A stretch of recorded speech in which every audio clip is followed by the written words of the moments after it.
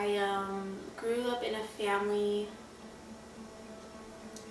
We were Christian and we went to church religiously every Sunday. Never missed a Sunday. My dad was an elder in the church and my mom was a minister, so I knew right from wrong right away. I did the best I could to please my parents, to be their perfect firstborn child. I remember getting in an argument with my dad. My grades were less than perfect. It was easier to do bad than to do good. If I just stopped trying, then I wasn't held accountable because I knew I wasn't doing my best anyways. That was probably my biggest mistake. I entered into high school.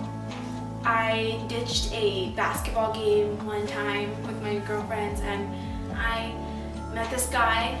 I seen him a couple times. I heard stories about him. A lot of my girlfriends had a lot to say about him that wasn't so great. He was a senior, I was a freshman. He had a car, he had friends, he had drugs, he had parties. No one told him what to do. So I decided that whatever it took, he was going to be my man. I had to make him want me more than any other female and be willing to put out more. It was still not enough. He would break up with me, we would get back together, and it was more faith, more faith. It's not enough, it's not good enough. I didn't even know who I was anymore. I was just his doll. I became so addicted to him, it was like I could care less what my family thought about me. I could care less what I thought about me, what my friends thought about me. It was all about him all the time. I was 14, 15, just going through the motions. He was 18, 19. He was a grown man. I was just a little girl. The day after my birthday, I remember a couple months I wasn't feeling right. Something was wrong. I had to face the reality of just taking a pregnancy test. I just had to do it. Looking at that positive sign stopped my world. It was over for me. The fun and games was meaningless. This was the ultimate failure. That perfect faith was no longer there. I ended up having a beautiful boy, sitting in a hospital room holding an infant baby who all they need is you. It changes everything. He was beautiful and he was happy and he was loving. This child so young loved me as his mom. And at that point, all my priorities changed. I really didn't even care about my boyfriend anymore. I just care about this baby. I had a family now. And so I told his dad wanted to live together and be a family. I told him I would only live together unless we were married. That was a Christian thing to do. So that's what we did. He told me I had 2 months to get a wedding together and he'd marry me. So we got married. Then the abuse came. He was angry every day and he always took it out on me.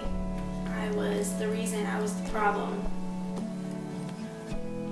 To have to leave that, it was so scary. I stayed till I had a dream. And I know that dream was from God.